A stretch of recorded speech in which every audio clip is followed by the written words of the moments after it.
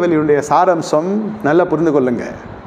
ரத்தம் சிந்தப்படுதல், அந்த ரத்தத்தில் இருக்கிற மேன்மை நினைத்து பாருங்க. அந்த ரத்தத்தினுடைய மேன்மை என்னென்னலாம் நமக்கு தருகிறது. பாவ மன்னிப்பு மட்டும் தரல, ராஜாக்களாக ஆசிரியர்களாக பிதாவாகிய தேவனுடைய சமூகத்தில் கொண்டு வருகிறது. யாராவது இது செய்ய முடியுமா? யோசித்து பாருங்க. இந்த இயேசு கிறிஸ்து ரத்தம் தான் நமக்கு இவ்வளோ தூரம் நம்ம சுத்திகரித்து பரிசுத்தவான்களாக பரிசுத்தவாட்டிகளாக வைத்திருக்கிறது. பாவம் மேற்கொண்டு மரணத்துக்கு நிறைய வழிநடத்தப்பட வேண்டிய நாம் மரண ஆக்கினைக்கிலிருந்து நம்ம நீங்களாக்கப்பட்டிருக்கிறோம். ஆக்கினையிலிருந்து நீங்களாக்கப்பட்டிருந்து நம்ம ஆவியாருடைய அபிஷேகத்தினாலே இன்று கர்த்தருக்கு ஆராதனை செய்து கொண்டிருக்கிறோம். எங்கேயோ பிறந்து வளர்ந்த நாம இப்பொழுது சகோதர சகோதரிகளுக்கெல்லாம் எல்லாரும் வந்துடுறோம். காலையில் எல்லாம் முடிச்சுட்டு எல்லாம் அழகாக உட்காந்து சாப்பிட்டு டிஸ்பஸ் ஆகிறோம். இது உணவுக்கோ ஐக்கியத்துக்கோ சொல்லலை, ரத்தம் நம்ம சகோதர சகோதரர்களாக இணைக்கிறது.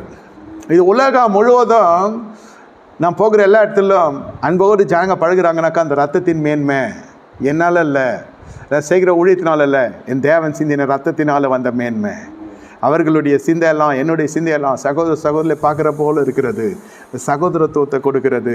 மாம்சமாக யாவருக்கு அவர் தேவனாக இருக்கிறார். அவர் தகுதி பார்த்துருந்தால் ஒருத்தன் தப்ப முடியுமா?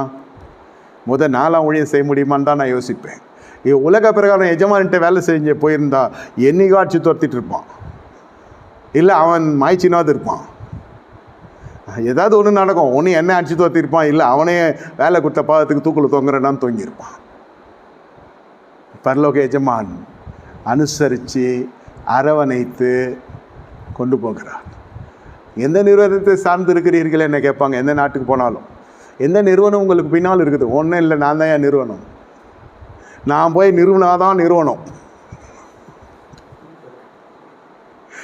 அதுக்கெல்லாம் தாண்டி வந்திருக்கட்டும். நம்ம தேவனை சார்ந்து வாழ்கிறோன்னு சொல்ல வரேன்.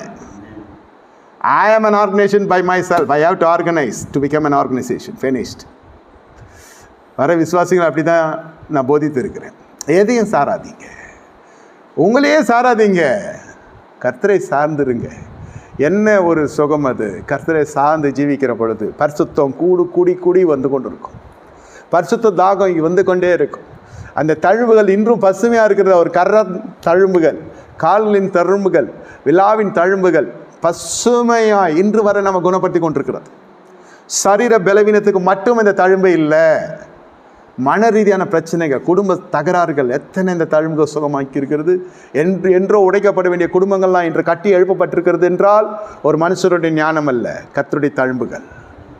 அத்தழும்புகளால் நம்ம குணமாகிறோம்.